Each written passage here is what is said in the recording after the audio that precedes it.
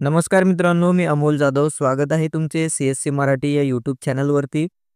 पालक मित्रांनो, सर्वांनी आता आर-टी ॲडमिशनचे फॉर्म भरून झालेले आहेत. सर्व पालकांना प्रतीक्षा आहे, ती म्हणजेच आर-टीची सोडत जी आहे, ती कधी सोडत ओपन होणार आहे, याबद्दल सविस्तर माहिती आपण आजच्या या व्हिडिओमध्ये जाणून घेणार आहे.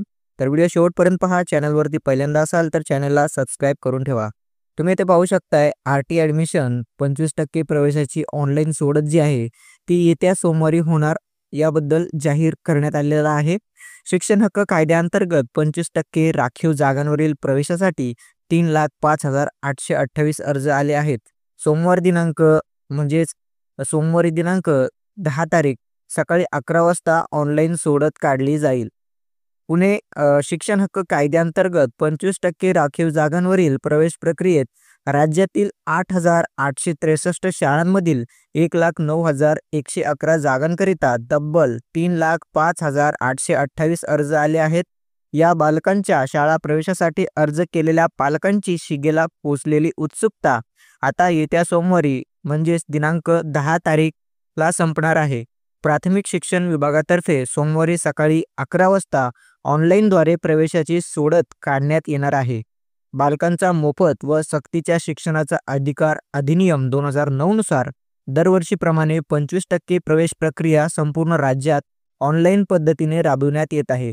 त्यानुसार 2025-26 या शैक्षणिक वर्षासाठी आर-टी 25% ऑनलाईन प्रवेश प्रक्रियेची सोडत सोमवारी पुण्यातील महाराष्ट्र राज्य शैक्षणिक संशोधन व प्रशिक्षण परिषद विद्या प्राधिकरण येथे सकाळी 11 वाजता काढण्यात येणार आहे. बालकांचा मोफत व सक्तीच्या शिक्षणाचा अधिकार अधिनियम 2009 नुसार दरवर्षीप्रमाणे 25% प्रवेश प्रक्रिया संपूर्ण राज्यात ऑनलाईन पद्धतीने राबविण्यात येत आहे. त्यानुसार 2025-26 या शैक्षणिक वर्षासाठी आर-टी 25% ऑनलाईन प्रवेश प्रक्रियेची सोडत सोमवारी पुण्यातील महाराष्ट्र राज्य शैक्षणिक संशोधन व प्रशिक्षण परिषद विद्या प्राधिकरण येथे सकाळी 11 वाजता काढण्यात येणार आहे.